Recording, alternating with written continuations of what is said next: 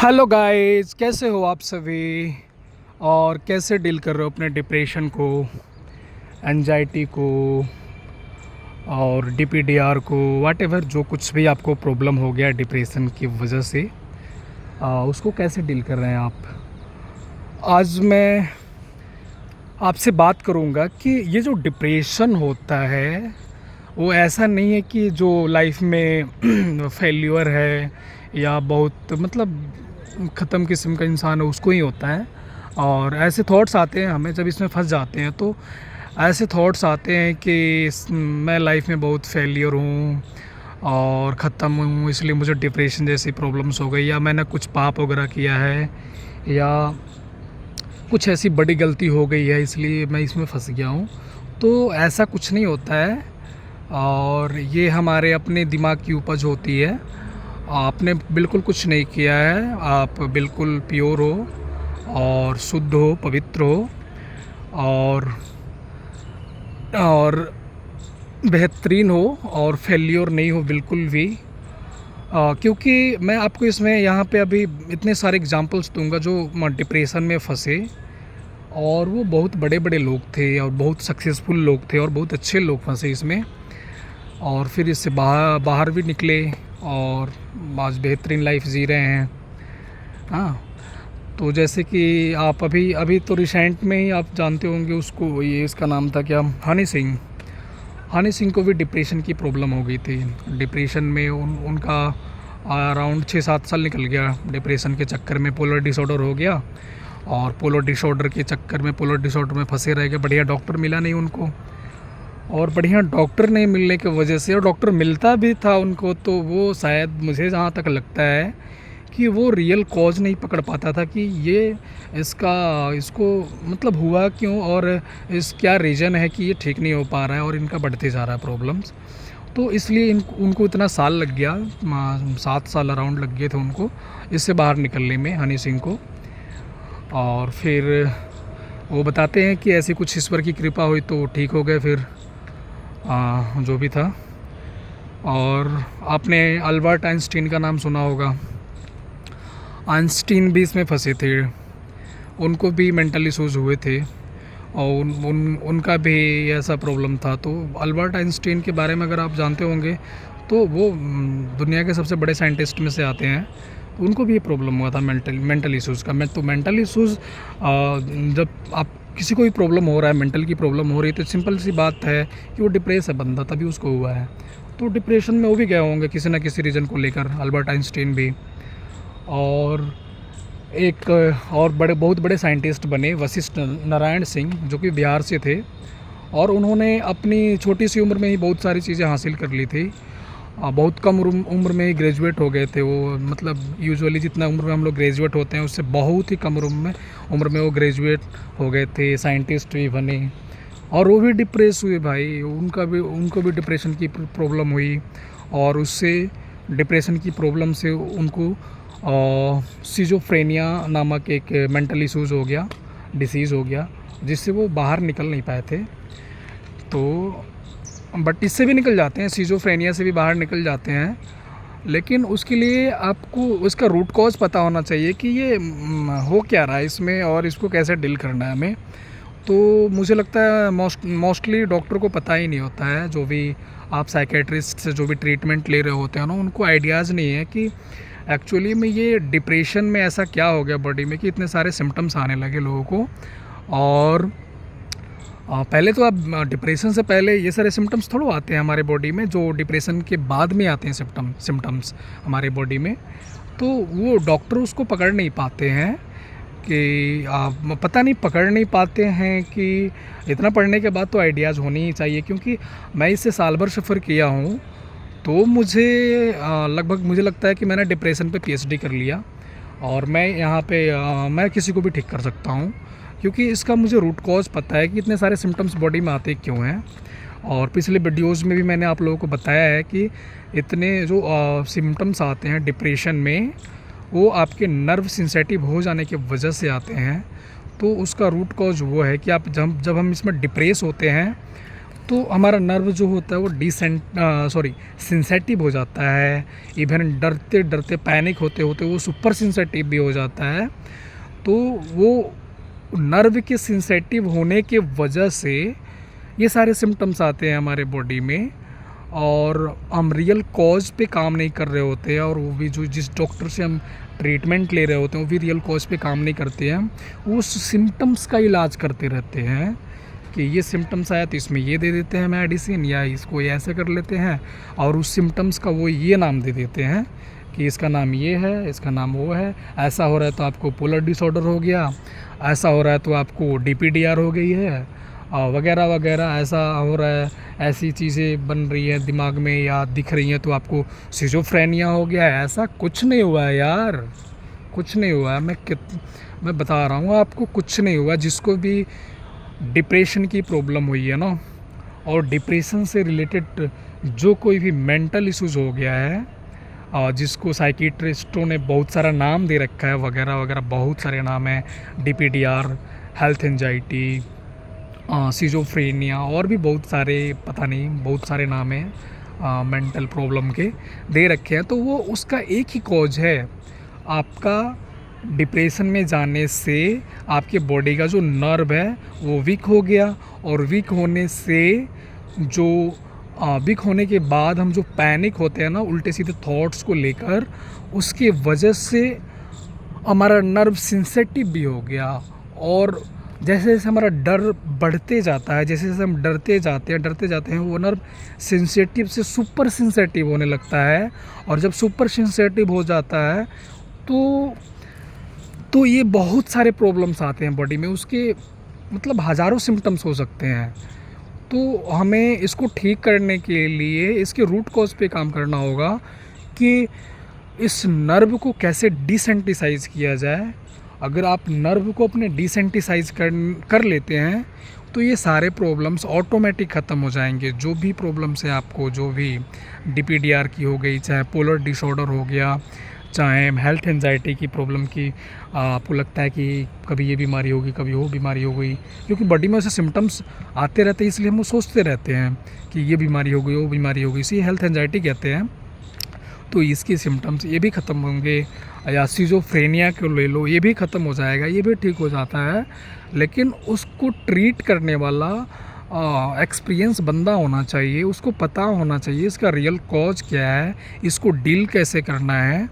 तो इसलिए मैं आपको पिछली वीडियो में ये सजेस्ट भी किया था कि आप साइकियाट्रिस्ट के जाने के पास से बेटर है आपको, मतलब आपको साइकियाट्रिस्ट के पास जाने से बेटर ये होगा कि आप उस बंदे को ढूंढो जिसको ये सब प्रॉब्लम्स कभी हुए हैं, कभी डिप्रेस हुआ है और डिप्रेशन से रिलेटेड ये सारे इशू को डील किया है और हील किया है खुद से, और सेल्फ हीलिंग की है और इसको समझा है और इससे बाहर निकला है। वो ज़्यादा बेटर है साइकियाट्रिस्ट से, क्योंकि साइकियाट्रिस्ट जस्ट थ्योरी पढ़ रखे हैं यार, उनको डिप्रेशन नहीं हुआ है और डिप्रेशन से रिलेटेड कोई मतलब उनको रियल एक्सपीरियंस नहीं है कि इसमें एक्चुअली में होता क्या है। अब थ्योरी पढ़ के कितना नॉलेज है उसके पास, और जो इसमें घुस गया, डिप्रेस होकर इसमें जो घुस गया, उसको सारे सिम्टम्स आ गए बॉडी में, उस सिम्टम्स को समझा उसने, उसको डील किया, उसको हील किया और आज बेहतरीन लाइफ जी रहा है, तो वो बेटर होगा ना साइकियाट्रिस्ट से। वो तो आपका बढ़िया ट्रीटमेंट करेगा। सारी ट्रीटमेंट मेडिसिन से नहीं होती है, मेडिसिन से आप ब्रेन को ट्रीट नहीं कर सकते हो, और ब्रेन पर उतना रिसर्च भी नहीं हुआ है। तो आप कैसे उतना साइकियाट्रिस्ट पे डिपेंडेंट हो जाते हो कि साइकियाट्रिस्ट को सब पता है, ये ठीक कर देगा। साइकियाट्रिस्ट को कुछ नहीं पता, जस्ट थ्योरी पता है, उन्हें थ्योरी पढ़ा है उन्होंने। साइकियाट्रिस्ट पे ज़्यादा डिपेंडेंट मत हो, आप उस बंदे को ढूंढो जिसने जो इसको कभी झेला है और इसको ठीक किया है, सेल्फ हीलिंग की है, वो ज़्यादा बेटर है साइकियाट्रिस्ट से। तो इसलिए मैं आज का ये वीडियो इस पर बना रहा हूँ कि आप लोग समझ सको। और ये जो डिप्रेशन की प्रॉब्लम है वो एक और साइंटिस्ट को हुई थी, मेंटल इशूज़, जिसका नाम था ये निकोला टेस्ला। उनको भी मेंटल प्रॉब्लम्स हुआ था और ये संदीप माहेश्वरी का नाम तो सुने ही हैं, इनको भी डिप्रेशन की प्रॉब्लम हुई थी अभी हाल ही में। तो डिप्रेशन में अगर आपको डिप्रेशन हो गया है तो उसको लेकर अपने के प्रति खुद को हीन भावना से मत देखो कि मैं बहुत घटिया इंसान हूँ या मैं दुनिया का सबसे ख़त्म इंसान हूँ इसलिए मुझे डिप्रेशन हो गया, डिप्रेशन जैसे प्रॉब्लम्स हो गए और इतने सारे सिम्टम्स आ रहे हैं बॉडी में। ऐसा बिल्कुल नहीं है, किसी को भी प्रॉब्लम हो सकती है। एक से एक सक्सेसफुल इंसान को डिप्रेशन की प्रॉब्लम हो जाती है, एक से एक बेहतरीन इंसान को डिप्रेशन की प्रॉब्लम हो जाती है और बिल्कुल ठीक हो जाता है ये, इससे डरने की बिल्कुल बात नहीं है। और मैंने अपना हील किया है, सेल्फ हीलिंग की है, इसलिए मैं आप लोगों को सजेस्ट कर रहा हूँ और मोटिवेट करना चाहता हूँ कि आप लोग भी ठीक हो जाओगे और 110% ठीक हो जाओगे। तो सेल्फ हीलिंग की टेक्निक सीखो कि इसको सेल्फ हील कैसे कर सकते हैं। मेडिसिन इसका सोल्यूशन नहीं है, मैं पहले ही बताया था, अभी भी बता रहा हूँ और आगे भी यही बताता रहूँगा कि मेडिसिन जस्ट आपको रिलैक्स कर सकता है कुछ टाइम के लिए। मान लो कि आपको नींद नहीं आ रही है तो वो मेडिसिन के नींद की मेडिसिन ले लिया तो नींद आने लगेगी, फिर वो नींद की प्रॉब्लम जाएगी नहीं इससे उससे, और फिर मेडिसिन छोड़ दोगे फिर वैसे ही होगा, एज इट इज़ हो जाएगा। या कोई बॉडी में आपके सिम्टम्स आ रहा है तो आप मेडिसिन ले लोगे तो थोड़ा दिन के लिए रिलैक्स रहेगा बॉडी में वो सिम्टम्स, फिर मेडिसिन का असर ख़त्म होगा फिर वो सिम्टम्स फील होगा आपको। तो इसका एक ही तरीका है इसको ठीक करने का, सेल्फ हीलिंग करो और थॉट्स पे कमांड करना सीखो। और जो फियर्स आपको फियर्स जो लगते हैं ना, डर लगते हैं इसमें बहुत ज़्यादा, उस डर पे ओवरकम करने की कोशिश करो, उसको ख़त्म करने की कोशिश करो। और अगर वो डर को आप ख़त्म कर देते हो ना तो ये डिप्रेशन से रिलेटेड जो भी इशूज़ हुए हैं आपको, जो भी सिजोफ्रेनिया की भी बात कर रहा हूँ मैं, ये जो पागलपन वाली चीज़ें होती है इसमें कुछ दिखता है लोगों को, वो भी ख़त्म हो जाएगा। ये नर्व की सेंसिटिविटी है इसमें, और जिसको सिजोफ्रेनिया होता है ना उसका नर्व सुपर सेंसिटिव हो जाता है तो ब्रेन को अच्छे से इन्फॉर्मेशन नहीं जाता है, तो वो उल्टे सीधे चीज़ें इमेज क्रिएट करता रहता है ब्रेन और उल्टे सीधे थॉट्स क्रिएट करता रहता है और इसको साइकेट्रिस्टों ने नाम दे दिया कि सिजोफ्रेनिया। और इतना लोगों के दिमाग में इस तरह से इसकी साइकोलॉजी डेवलप कर दी गई कि ये ठीक ही नहीं होता। भाई ठीक होता है, मैं कह रहा हूँ ये ठीक होता है और ये ठीक हुआ है। जो डरेगा उसका ठीक नहीं होगा, इसको डर को ख़त्म करना होगा। डर ख़त्म, डिप्रेशन से सारे रिलेटेड इश्यूज़ ख़त्म, सिजोफ्रेनिया चाहे DPDR चाहे हेल्थ एंजाइटी, कुछ भी कोई भी मेंटल इश्यूज़ है, वो तुम्हारा डर है जो वो तुमको पकड़े रखा है, वो सारे सिम्टम्स, डर को ख़त्म कर दो, ये सारे प्रॉब्लम्स ख़त्म हो जाते हैं। डर ख़त्म हो जाएगा, तुम्हारा नर्व सेंसिटिव जो है वो डिसेंटिसाइज होने लगेगा और जैसे जैसे नर्व डिसेंटिसाइज होने लगेगा तुम नोटिस करोगे कि तुम पहले से बेहतरीन होने लगे, तुम्हारे थॉट्स अच्छे होने लगे, तुम्हारी नींद अच्छी आने लगी, तुम्हें भूख अच्छी लगने लगी, तुम पहले से ज़्यादा खुश रहने लगे, तुम्हारी फीलिंग रिटर्न्स आने लगी, सब कुछ बेहतरीन हो जाता है। जो भी प्रॉब्लम है ना, ये नर्व की वीकनेस और नर्व की सेंसिटिव होने की वजह से बॉडी में प्रॉब्लम्स आ रहे हैं। तो उस रूट कॉज पे वर्क करो कि इस नर्व को कैसे डिसेंटिसाइज करना है। और अगर नर्व को तुम अपने डिसेंटिसाइज करने में सफल हो जाते हो तो यह डिप्रेशन हमेशा के लिए ख़त्म हो जाता है, हमेशा के लिए, कभी नहीं होगा। सब बिल्कुल साइकोलॉजी दिमाग में मत आने दो और कोई भी फालतू की वीडियोज़ मत देखो जिनको अधूरा नॉलेज है इसके बारे में, पता तो है नहीं और चैनल खोल के बैठ गए हैं और लोगों के दिमाग में उल्टे सीधे थॉट्स भर देंगे यार। उनका एक नेगेटिव थॉट्स तुम्हारी पूरी ज़िंदगी खा सकता है, पता है। वो एक नेगेटिव बात कर देंगे कि ये नहीं ख़त्म होता है, तुम उस थॉट्स को लेकर पकड़ जाओगे, तुम्हारा ब्रेन उस थॉट को लेकर पकड़ के लेकर बैठ जाएगा और जब एक बार वो ब्रेन में चली गई बातें तो फिर वो ठीक नहीं होगा फिर। तो नेगेटिव लोगों को सुनो ही मत, नेगेटिव वीडियोस देखो ही मत जो ऐसा नेगेटिव बात करते हैं इसको लेकर कि ये ठीक नहीं होता है तो ऐसा है। ये बिल्कुल ठीक होता है, 110% ठीक होता है। मैंने ठीक किया अपना, मैं इससे साल भर जूझा हूँ। मैं एक्सट्रीम लेवल पे गया था, मैं पागलपन तक गया था मैं इस पे, और ये बिल्कुल ठीक होता है और सबका ठीक हो जाएगा। इस पे वर्क करना है तो बस अपने फ़ियर को ख़त्म करो। फ़ियर ख़त्म, ये सब ख़त्म, सारा डिप्रेशन ख़त्म, सारी डिप्रेशन से रिलेटेड इश्यूज़ ख़त्म, सब कुछ ख़त्म हो जाता है। तो और इसका एक एडवांटेज मैं और फिर से बताना चाहता हूँ, और पहले ही बताया कि इसका एक एडवांटेज ये है कि इससे जब तुम बाहर निकलोगे ना, तुम बिल्कुल एक न्यू ह्यूमन होगे। तुम्हारे बॉडी का एक एक ऑर्गन बिल्कुल नया होगा, तुम्हारा बॉडी का एक एक नर्व बिल्कुल नया और पहले से बहुत ज़्यादा ताकतवर और शक्तिशाली होगा। एक एक नर्व और एक एक ऑर्गन, और ब्रेन पहले से ज़्यादा बहुत 100x स्ट्रॉन्ग हो जाएगा ब्रेन तुम्हारा।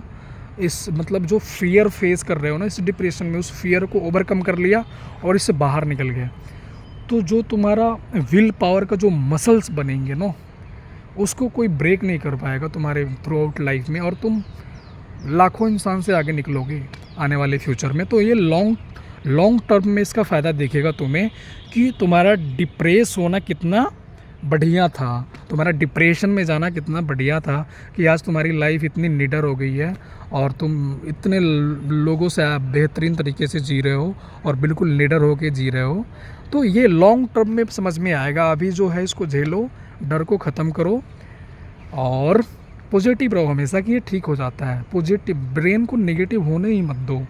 जस्ट इसको ना खांसी सर्दी बुखार की तरह लो कि ये ठीक हो जाएगा, थोड़ा दिन का प्रॉब्लम है, अभी यूनिवर्स को मर्जी है ऐसे रखने की है, ये ख़त्म हो जाएगा। बस पॉजिटिव रखो, ब्रेन को पॉजिटिव रखो, जितना पॉजिटिव रख सकते हो ब्रेन को रखो, और धीरे धीरे तुम्हारा डर ख़त्म होते जाएगा, तुम हेल्दी और स्वस्थ होते जाओगे। तो आज का वीडियो मैं यहीं समाप्त करता हूँ, और हेल्दी रहो, स्वस्थ रहो, मोटिवेटेड रहो, पॉजिटिव रहो। चलो फिर, थैंक यू।